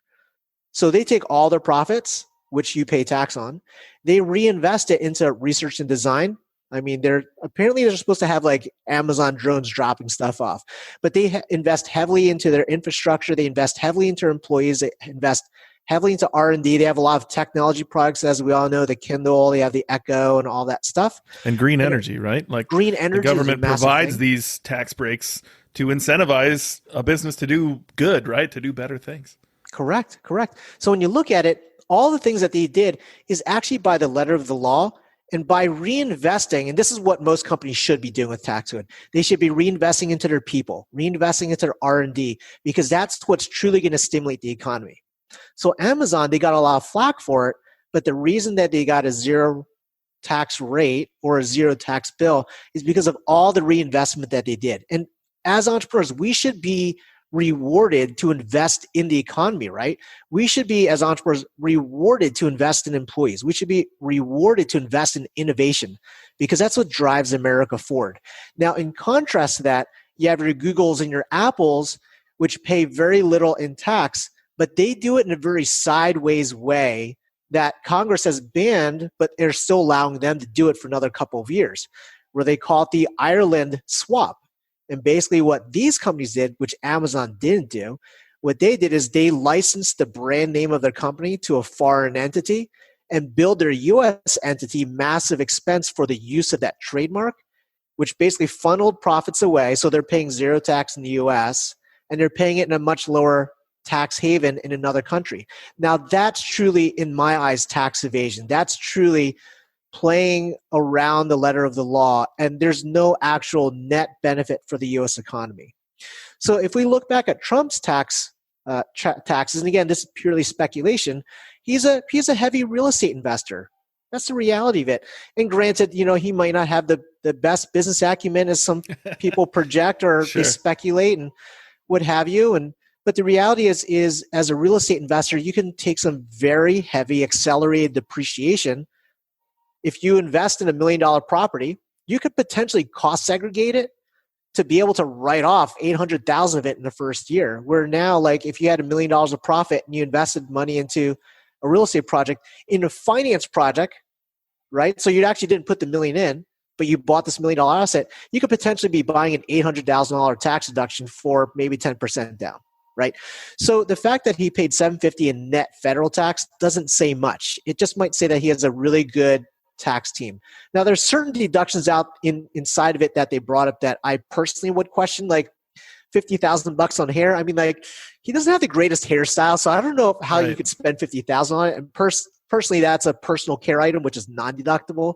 Or taking this private jet around, which could debatably be a business expense, but also could be considered commuting. So there are certain things that I might take issue with. But in general, the tax code is designed and inherently beneficial for entrepreneurs to invest in society, invest in innovation, and invest in people. And as long as we do that, we're stimulating the economy, and the government saying, dude, Ben, because you've done that, we're going to give you some great tax breaks and great tax credits. So that's just my take on it. Yeah, there's two in there that I think stand out. Number one, the Google Apple thing is crazy. Like looking into that, I was blown away when I found that out. Of like essentially, if your brand is the Cashflow Doctor, you could license the IP of that Cashflow Doctor to a company on an island somewhere that has zero taxes. And then let's say you made $1 million in profit this year. Your other company in the zero tax-free zone charges you $1 million to use that IP, and so you have zero tax here. My question there, like, number one, that's insane that you get to move $1 million off and pay zero taxes in it, but you do have to bring it back, right? Repatriation, like, what do they do when they have $1 million in the Cayman Islands? How does that help their company? How do they move that back in and then not pay taxes on it that way? So they wait for repatriation tax holidays, just like what Trump did when they passed the 2017 tax bill. Okay. They lowered the repatriation tax. And so now all this money that's been sitting at effectively zero tax is coming in at a lower tax rate than what they would pay on a corporate level. So it's kind of like a waiting game. Sometimes what they do is they use that capital to purchase assets from China or other countries or inventory now that gets sold to their US-based holdings. So there's creative ways of utilizing that money, but to actually move the cash back in a large level is what they call repatriation. And typically what ends up happening is like every 8 to 10 years, a tax bill is passed to repatriate money back to the US because the government knows that this is what these big companies are doing, and they just wait it out. Cool. So we'll set this up after the call. That's great. And the second one is the look back, right? So I would imagine, maybe not in e-commerce, but there's a lot of businesses who didn't do well this year. And I think what they're, allegedly saying about Trump is that he had a really bad year, and you're able to take that really bad year, look back and apply it to previous years and get a massive refund, which I think, if I remember right, it was like 70 or 80 million. If it was something like that, it was large. And so can you talk a little bit about how that works? Because that is very applicable in this moment, right? There's a lot of companies that are probably going to take a loss this year, and how can they maximize that? Right. So those losses are what they call net operating losses, or NOLs, if you were to Google it. Net operating losses is basically you have more in losses than you actually brought in income, and it creates a negative income. So now what happens is the government, as of recent, and before, there was a period of time where they took it away, but you have a net operating loss, and now you can use it to carry against your tax return for 3 years back, or you could use it to carry it forward. So let's say, for example, this year you had a loss of $500,000. Not a great year, but we know next year is going to be better. So we're like, okay, we're sitting with we're sitting with a $500,000 NOL. You have two options. You could carry it back 3 years. So in the previous 3 years, if you're profitable, you could offset that income with these losses to get a refund from the IRS of what you paid them. So let's say the first year, so now we're in 2020, the 2017 tax return, you had a profit of $500,000 and you had paid $125,000 in tax to it. You could take that $500,000 loss from the current year, carry it back to that year, wipe it all out, and get a refund from what you paid the IRS. Or you can elect to carry it forward for a 20-year period of time. So some folks, they believe, and I personally believe, that tax rates in the near future are going to go up. So you might be in a strategic position of like, hey, I got an NOL. Should I carry it back and get an immediate refund? Or should I carry it forward as brackets get higher, tax rates get higher, and then use it to offset that? And that almost becomes like a quasi-investment strategy where, let's say, for example, your tax bracket right now is at 35%. But when Biden comes in office, the top tax rate goes to 50. And again, that's marginal. So like every dollar you make above 5 million or whatever it is gets taxed at half off, right? So you might say, okay, I'm going to just hold on to this NOL for a future year because if Biden comes in office, we're going to be able to offset gains into the future and save on that. So you want to make sure, the challenge with it is the tax code is relatively complex. And most tax advisors, most tax professionals are just looking at trying to keep you out of trouble by filing your tax return, compliance work. Most tax advisors, unfortunately, don't do a lot of strategic work where we would sit down and say, okay, Ben, based on your income now, where are you going to be in like a year or two? Can we use this for moving forward, assuming Biden comes in office or assuming Trump stays in office, what that will look like, or should we carry it back? And strategic tax advisors should look at politics on a relatively agnostic level. Like it's immaterial if Trump or, right, because right now we have Trump or Biden, right? That's the choice. It's immaterial if Trump or Biden comes in office. The challenge is now, how do we mitigate the potential risk if either one stays in office or is in office? And how do we build a tax structure around that, right? How do we creatively do that to benefit you as the entrepreneur, regardless of who comes in office, regardless of what bill gets passed, knowing that you'll always be able to benefit because of the way this has been structured. Yeah, the look back thing to me is cool. I think I'd rather take it in reverse if you can get all of your money back, because money now invested is going to be worth a whole lot more through inflation that we're going to have from these giant CARES Acts. And, again, if Biden's elected, there'll be another giant CARES, just a giant amount of inflation that's going to happen. Right. But you kind of transition into it, and I know we're running short on time. So I'd love to hear some of the things. At the mastermind, we had 10 minutes to share like our zone of genius, right? Credit to George. He carved me out a half an hour and I still couldn't get through any of the SEO stuff I wanted to get through. I appreciate that. In your little section, you gave a bunch of tips that I think are very applicable to the entrepreneur listening to this and are very out of the box, right? Like if you go, God forbid, H&R Block or one of the tax things that are online, you're not gonna know this stuff, right? You should go to someone like Eric, who's gonna help you maximize your tax savings and is well worth every penny he charges. So, like, why don't you give us some of the creative ways you would suggest entrepreneurs can save on taxes? And maybe, again, Josh, if you're listening, I hope you are, because I'm going to send this to my brother when we're done. You can understand the advantages of not being a W-2 employee and like what is afforded to you by being an entrepreneur. Right. So when it comes to tax strategy, there's three distinctly different ways of saving on taxes. You have time shifting, you have income bracket shifting, and then you have tactics. So let's first talk about time shifting. Time shifting is basically offsetting or paying the tax later as opposed to now. So most entrepreneurs are familiar with 401ks. And in your company, you could contribute up to $19,006 right now and use that to defer your taxes to the future. $19,006, if you're in a 39% tax bracket, you're saving yourself roughly about $8,000 or $9,000 a year in taxation, which is normally standard. What a lot of people don't realize is if you're holding on to a small S corporation and it's just owned by yourself, no employees, you can use what's called a solo 401k and chop away $55,000. So what I normally do is when I sit down with clients, I'm like, hey, based on the profits you bring in, how much of it do you actually really need to live and how much can you save and put away? So most clients, they make great profits. They say, dude, I only need like 80 grand a year, 100 grand a year, $150,000 per year. The rest of it I could save. And then so we're like, okay, let's set up a time structured plan using a solo 401k to chip money away. Now we're putting away 55 grand per year. And now the 39% bracket, that's like $29,000 a year in tax that they're saving. And then now we put it into what we call a self-directed one, where now they're investing in crypto or gold or even collectibles or what have you. So time shifting is a really important one that we utilize a lot, because a lot of entrepreneurs, we tend to reinvest all of our profits into our business and we rarely put money aside for ourselves. So it's a great way to, number one, force a savings. But number two, it's also a really great way of lowering your overall tax, which people don't think about. So time shifting is basically shifting your tax liability from one point in time to another point in time. And just getting to an S corp in general, right? Like, I think that's one of the first steps I learned was, I made 100,000. I don't need to actually pay taxes on 100,000. I can move to an S corp, pay myself a reasonable salary of 50, 60,000, where I pay all, the FICA and the Medicare, and then the other stuff I can take as a distribution and save quite a bit on taxes that way. I don't remember where I learned some of this stuff, but if you're out there, just starting, that's the first move I think everybody should make is, move from a pass-through to an S corp.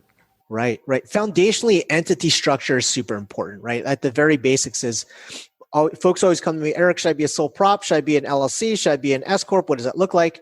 And the reality is, if you're running a high profit margin business and you're profiting over 50 grand per year, you're going to want to look at an S corp because it's going to save you from the FICA tax. If you're below that, be an LLC or a sole proprietor.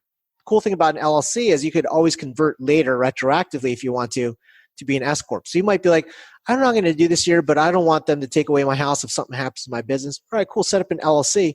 At the end of the year, like, shoot, man, we went gangbusters. We profited $100,000. Okay, let's convert your company to be taxed as an S corp for all of the previous year and get the benefit of that, right? So that's exactly what I did. That's like a code related strategy. There's other code related strategies that are really cool. Like, let's say, for example, most business owners are operating out of their house right now. The challenge with an S corp owner is, because you're technically also an employee of the company, you can't traditionally take the home office expense deduction. They took that away in the 2017 Trump tax code. You used to be able to itemize home office expense, vehicle expense as an employee of your company on your Schedule A. Can't do it. So what we do instead is we do a home office leaseback, where now we say, okay, based on the size of your home, we're going to allow your company to lease this chunk of your house, offset all the expenses that are related to that percentage of the home, and take it as an expense on the business, take it as income on the personal, and wipe it all away with your expense. What's cool about that is when you do home office, traditionally, it has to be a room that's used exclusively for business, exclusively only for business. So right now you're looking at the end of my dining room, right? That's where my office is now because I'm no longer in an office because of COVID. Traditionally, I couldn't deduct this as a home office expense because this is really actually part of my dining room. Instead, by doing a home office leaseback, you're leasing this portion of your home to your business. There is no rules for exclusivity. There actually really is no verification rules involved with it. So now, because I shoot content all around my home, I have clients come over sometimes, we have obviously social distancing dinner and stuff like that, bring clients over and everything. I actually am utilizing 40% of my house as a business expense that's being leased back to my corporation. And now that's allowing me to take expenses that are not normally deductible on the tax return, like the utilities of my home, the trash, the sewer, the high-speed internet, because they could technically be personal expense, but there is a facet that's business. So it's this creative look at how do we use assets that we're already using now, be able to deduct them, things that are in our lifestyle that we're already spending money on. Can that be legitimate deduction? Can we do that? If so, now you're offsetting and reducing your cost of your life, right? So there are other cool things too, like with the home. Maybe you don't want to do home office. Maybe you work out of your home, but you sometimes bring your employees over to your house for picnic, a barbecue. You could use what they call the Augusta rule, where you're allowed to rent your home to a corporation for up to 14 days per year, tax-free. So let's say you hop on Airbnb, you find that your house rents for $1,000 a day, something of that size, of that land, and of that location. Bill your company $14,000, and that comes to you totally income tax-free, comes off as an expense. You've saved yourself in a 39% bracket, $6-ish grand. You've paid yourself, you've taken a distribution that has nothing to do with your distribution itself on a tax-free basis, right? There's just so many creative, cool little things that you can do. You're not going to hear this from most people. Thankfully, my CPA does get into this. Like when I moved to S Corp, I was worried I wouldn't be able to write off my office anymore, right? And she was like, no, we'll lease it to you. What is the square footage of the home you're using? What does an office space near you cost for that? Which is way more than I'm paying. Like my mortgage is, is X, right? I should be like the room should be a very small portion of X, right? But if I actually took this amount of space and went for an office, that costs nearly half my mortgage in town here, right? And so I'm able to write off half my mortgage, let alone my cleaner, all my utilities, any upgrades I need to make to the home. You got to upgrade your property for your tenant, right? It's such a weird system to, rent yourself a space in your own home, but that's an amazing one. And I actually forgot about the holy, like renting it to your team for 14 days a year. That's a really, really good one. Like just, again, just have an employee over and you're paying those $14,000. Like $1,000 is pretty normal for a house, right? To be able to rent that 14 days a year. That's amazing. Another one you mentioned had to deal with children. And I think people listening have children. So I really want you to explain this one because I thought this one was kind of neat. Yeah, this is a good one. So many of you might have children that you're saving for college education for, a Roth IRA, or they're going to private school, or even giving them an allowance. And kids, God, I love my son, but he's not the cheapest kid to have. Like every time I buy groceries, a day later, open the fridge, it's like it's empty again. So there is a way where you can pay children, minor children, for working in your company. They're doing an actual thing. Allow them to take that money on a tax-free basis and basically now get a tax-deductible contribution to a Roth IRA, which technically is not tax-deductible, or to private school or to college savings. And this is how it works. Let's say, for example, like myself, I got a 17-year-old and I say, hey, Vincent, what I need you to do on a weekly basis, I need you to file my paperwork, just check my emails, clean my computer, make sure it's fresh and everything like that, and then I'll pay you an allowance. Normally, if you pay your kid an allowance, can't deduct it. Instead, what I'm doing is I'm creating what we call a family management company. That's a separate sole proprietor. My corporation is billed by the family management company for $12,000 a year of services from my son. The $12,000 is important because that's the standard deduction. It's actually $12,600. That means the first $12,600 that anybody earns is totally tax-free because you have a standard deduction. So my son gets that paid through the family management company. The family management company then pays him. Because he's a minor child being paid by the FMC, there's no Medicare, Social Security, or FICA tax. So I'm basically taking $12,600 out of my company, taking it as a tax deduction. So now I'm personally saving probably about like $5,000 per year in tax by doing that. I'm funneling it to my son for the labor that he provides because they actually have to do labor. And now that money is going to his 529, his Roth IRA, and some spending money, which are now technically deductible from my corporation, even though 529 is not deductible, even though Roth IRA is not deductible, even though paying him an allowance is not deductible, because I'm going through the mechanism, the conduit of paying him as an employee. So think of this on a larger scale. Many of you might have kids that are going to a private school, or they might be going to, you might want to contribute to their retirement plan, or they might want to contribute to their 529. Why not utilize the federal government's tax code to give you 30 to 40% back by doing so through the conduit of paying them for the labor that they do? It's just this beautiful way of really just shifting income from a high tax bracket, which is me or which is you, to a low or 0% tax bracket, which is your kids. You're going to pay them anyway. You're going to contribute to their retirement or their college anyway. Why not make a tax deduction too? Yeah, essentially pay for private school for free, right? Like that's a genius idea. So I got one more question. I don't think I've talked to you since we were together in person at the end of last year. I exited the company I was with. I can't say too much about it, but I did well. I walked out the door and I'm getting paid for a few years down the road for, high six figures. And so I've been looking for different strategies, right? Number one, it's a capital gain. I'm going to get pretty favorable tax rates already, but there's got to be some more wiggling I can do. I know we're up against it, but what advice would you give me? Is there ways to utilize a family trust or pay my wife? I think there's like a one-time fee I can do there. Like what would you give just high level overview of somebody who's, exited a company and sitting in pretty good shape, but wondering how to pay even less than the capital gains, which the government affords you? Yeah. So there's a couple of different things. And when people ask me questions like this, I always say it depends. We got to kind of like talk it through and figure out what your goals are.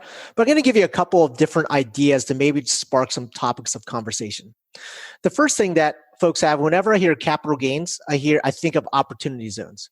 Opportunity zones are basically investing in lower income areas of the US where now you can take this money that has capital gain taxation, put it in an opportunity zone, invest within that area, either by creating a business or purchasing real estate in the area.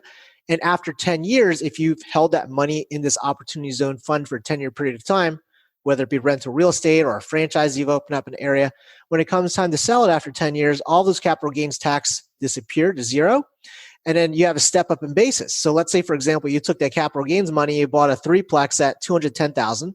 Now it's worth $500,000 in 10 years, and you sell it.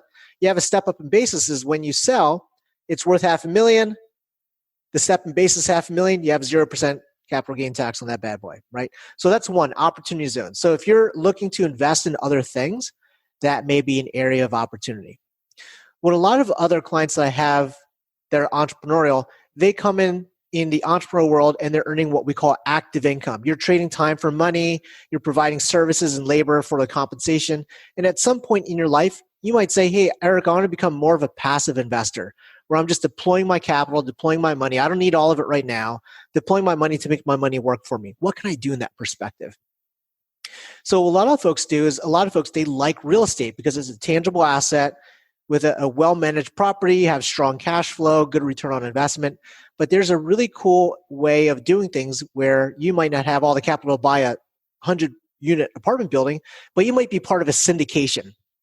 Where a syndication where you contribute your $100,000, you're a fractional owner of this apartment building, but now the $100,000, because this building is being financed, is buying basically $500,000 or $1 million of real estate for this company.